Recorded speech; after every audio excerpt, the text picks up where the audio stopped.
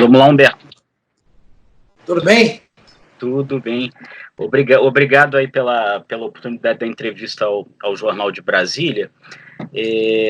Senador, em primeiro lugar, né, queria lhe perguntar, o senhor é um parlamentar da oposição, mas é também um médico, né, psiquiatra, foi ministro da Saúde.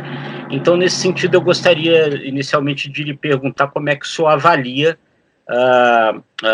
a conduta do ministro Luiz Henrique Mandetta nesse momento à frente do combate contra a disseminação do novo coronavírus. Bem, nós temos que fazer uma separação de duas questões e dois momentos em relação a essa pandemia. Nesse período onde nós estamos trabalhando fundamentalmente medidas de prevenção, como o isolamento social, o distanciamento social, eu diria que até 2 dias atrás, a conduta do Ministério da Saúde vinha sendo, de certa forma, irreprovável, assim como a conduta dos governadores de Estado até então. No entanto, me preocupa o fato de que o Ministério da Saúde tenha, de alguma forma, admitido algum tipo de flexibilização nesse processo do isolamento social e, mais ainda, que governadores de Estado que estavam tendo uma posição muito firme estejam sendo seduzidos ou, pelo menos, pressionados, né, pelos interesses econômicos, que nós sabemos que são justos, mas que, nesse momento, podem levar a uma situação, caso haja um afrouxamento desse isolamento social, de uma pandemia ou de uma epidemia com características ainda muito mais graves. Nós temos exemplos claros disso, quando, em situações em que o isolamento social demorou a ser implantado, existem vários países sofrendo agora, inclusive a própria Suécia, e outros lugares onde o isolamento foi implementado e foi relaxado, e que também sofrem muito agora, como foi o caso da Itália. Então, isso no que diz respeito às medidas de prevenção para evitar a ampliação do número de casos. No que diz respeito às medidas para uma assistência médica, uma assistência à saúde adequada, eu diria que nós estamos muito atrasados e muito mal. Nós não temos um número de leitos suficiente para atendermos essa população que vai precisar, especialmente de leitos de UTIs. Não temos ainda respiradores em quantidade suficiente para atender as pessoas que vão também precisar desse tipo de equipamento. Estamos muito preocupados porque os trabalhadores da saúde estão atuando sem a proteção adequada. Esses equipamentos de proteção individual, eles têm faltado no Brasil inteiro, nós temos procurado acompanhar. Então, eu acredito que as fragilidades do Ministério da Saúde na sua atuação, se não houver medidas emergenciais para preencher essa quantidade de leitos, para garantir os respiradores e os EPIs, sem dúvida ela vai ficar a nu e claramente marcada por um processo que não foi aquele que deveria ter sido, na minha opinião. Uhum.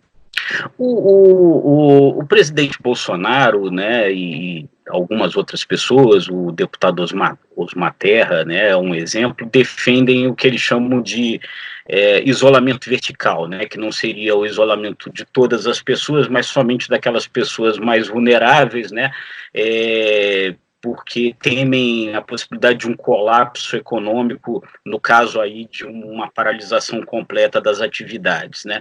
Na sua opinião, como ex-ministro, como médico, quais seriam as consequências para o Brasil se o Brasil adotasse essa estratégia que o presidente e algumas outras pessoas propõem?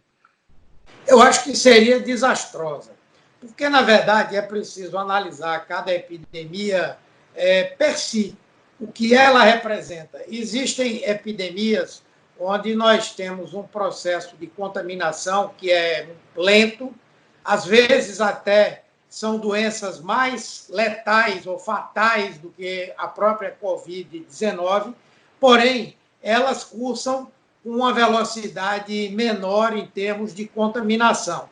Isso faz com que muita gente precise utilizar o sistema público de saúde ou o sistema privado, mas numa velocidade, numa dimensão que não leva a um colapso das estruturas de atendimento à saúde. No caso desse vírus, o coronavírus e a Covid-19, ela tem um processo de contaminação massivo, rápido, e que faz com que muitas pessoas, ao mesmo tempo, necessitem do atendimento médico.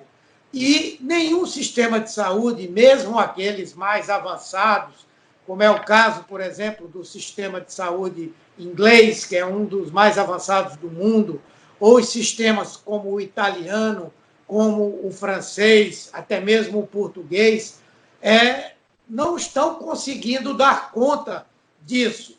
Nos Estados Unidos, que o sistema é pior, é um sistema onde só quem tem acesso à saúde é quem pode pagar, na prática, nós estamos vendo o desastre. E, sem dúvida, os Estados Unidos serão, a não ser que o Brasil ou a Índia consigam ser piores do que os Estados Unidos, mas os Estados Unidos, sem dúvida, serão o país mais castigado por essa epidemia.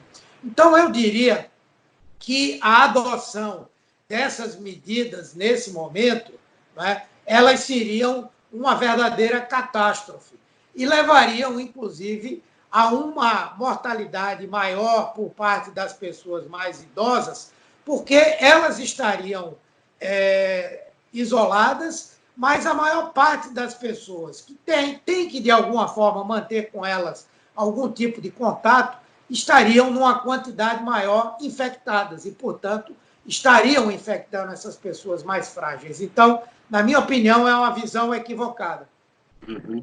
Senador, um dos argumentos que se usa nesse sentido é o de que a contaminação não para de crescer, apesar das medidas de contenção que estão sendo tomadas. Mas existe uma explicação para isso, não é?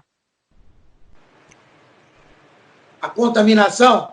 Sim, na verdade... Ela continua crescendo, apesar das medidas de contenção, de restrição que estão sendo tomadas, e isso é um argumento que algumas pessoas usam no sentido de dizer que isso não adiantaria nada, mas existe uma explicação para esse crescimento. Na verdade, essa é a evolução natural dessa doença. Esse vírus, ele é extremamente contagioso, tá certo?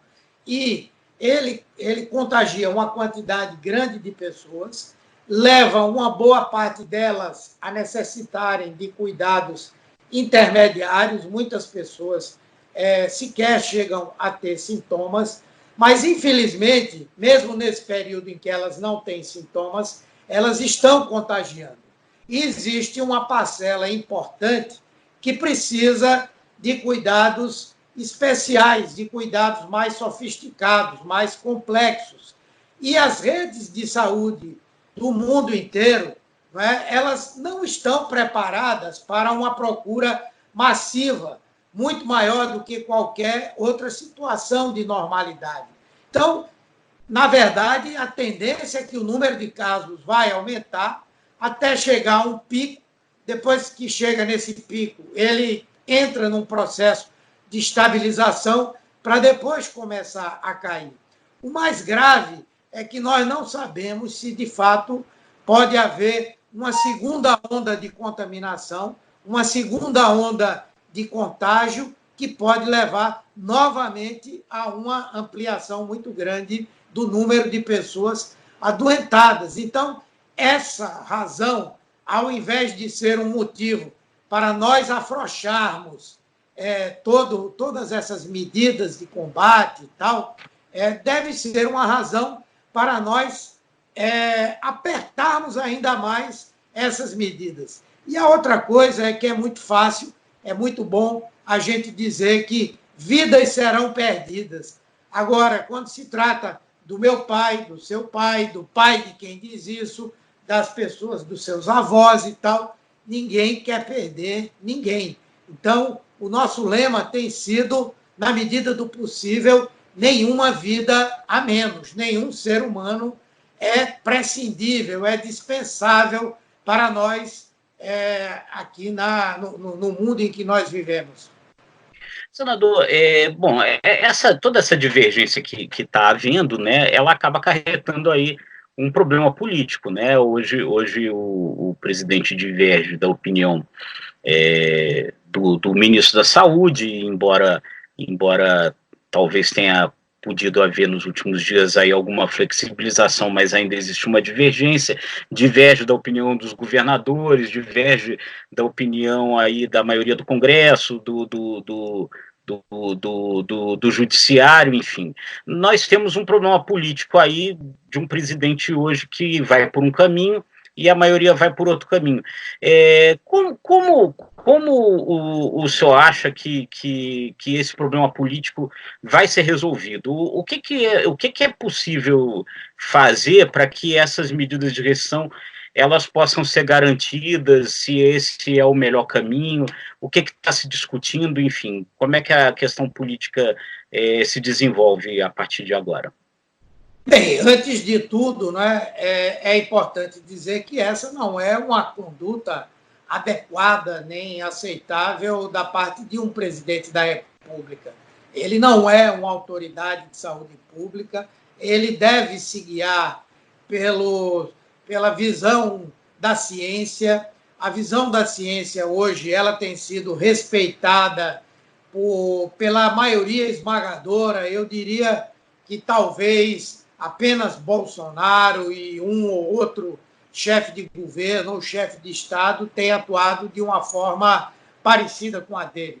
Tanto que Bolsonaro hoje é motivo de chacota, especialmente na Europa. Quando alguns governantes se viram na defesa de ideias semelhantes, mas tiveram que enfrentar o momento crítico da pandemia, eles mudaram de ideia. Veja, por exemplo, o Trump.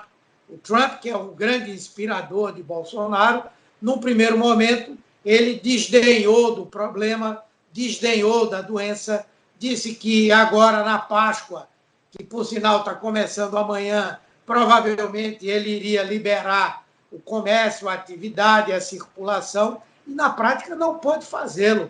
Nós tivemos o caso ontem dos Estados Unidos com mais de 1.000 mortes. Foi o maior número de mortes num único dia em um país. E isso vai incrementar ainda muito mais. Acredita-se que nos Estados Unidos, se não houver um esforço muito grande para impedir essa propagação acelerada do coronavírus, nós possamos ter mais de 200.000 mortes. É muita gente, é mais do que os americanos perderam em algumas guerras das quais eles participaram. No caso aqui do Brasil, o presidente Bolsonaro, ele nutre, e esses que são inspiradores dele, nutrem um ódio por tudo aquilo que represente conhecimento científico, cultura, coisas que sejam importantes e que considerem relevantes a pesquisa, o desenvolvimento científico, tecnológico. E, portanto, ele assume essa posição que é uma posição político-ideológica. Nós não podemos tratar assuntos que têm uma seriedade como esse e que são assuntos de saúde pública com essa visão equivocada. Por enquanto, Bolsonaro está sendo contido por uma verdadeira gama de fatores. De um lado, aqueles que compõem o seu núcleo duro, especialmente os militares, que parece que são o único segmento que ele ouve com mais respeito, ou então esse segmento tem utilizado outros argumentos mais persuasivos, não é? Tem, por outro lado, o Congresso Nacional contra essa visão, o Judiciário contra essa visão, inclusive o Congresso e o Judiciário estabelecendo limites a essa visão e às ações decorrentes dessa visão que Bolsonaro tenta implementar, e principalmente a opinião pública. Então, é isso que tem evitado que Bolsonaro cometa mais desatinos do que aqueles que ele cometeu até agora. e eu acho que vai ser essa conjugação de forças que vai contê-lo. Caso contrário, eu acredito até que medidas mais duras possam vir a ser tomadas pelo Congresso, pelo Supremo e pela própria sociedade contra o presidente Bolsonaro. Quando o senhor fala em medidas mais duras, o senhor está falando de um possível impeachment? De um possível afastamento do presidente, que se isso vai ser formal ou não, mas há um sentimento no país de que essa pandemia é algo que pode ter repercussões catastróficas para a vida das pessoas e para a própria economia do país. Para a própria economia do país. Eu acredito que ele vai se aquietar um pouco dentro de 15 dias, porque dentro de 15 dias nós vamos ter aí o início de uma curva muito acentuada de crescimento de casos no Brasil.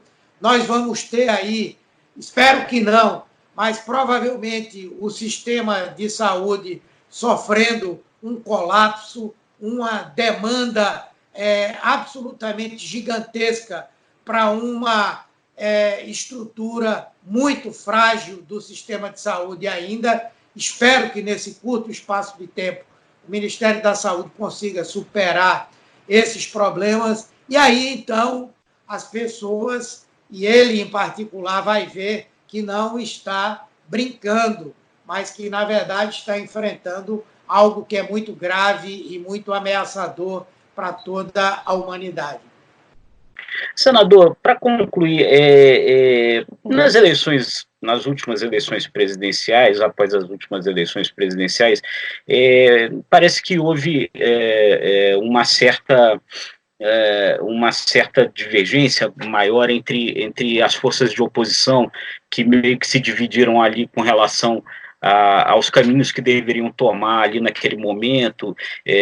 Houve muita crítica mútua, muita acusação de ambas as partes. O senhor acha que nesse momento o senhor está voltando a haver uma união maior das oposições? Como é que estão sendo essas conversas em torno das ações que precisam ser tomadas agora? Enfim, como estão sendo essas conversas entre os partidos de oposição nesse momento?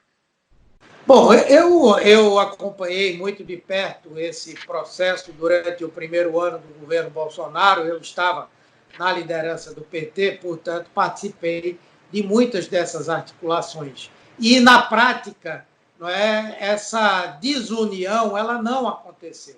Ao contrário, nós vimos realmente na eleição enfrentamentos muito grandes, pós-eleição também, inclusive alguns atores políticos, como o ex-governador e ex-ministro Ciro Gomes, tendo com o PT um embate muito forte, muito violento, mas, na prática, tanto na luta social quanto no Congresso Nacional, nós tivemos muito mais identidades do que divergências.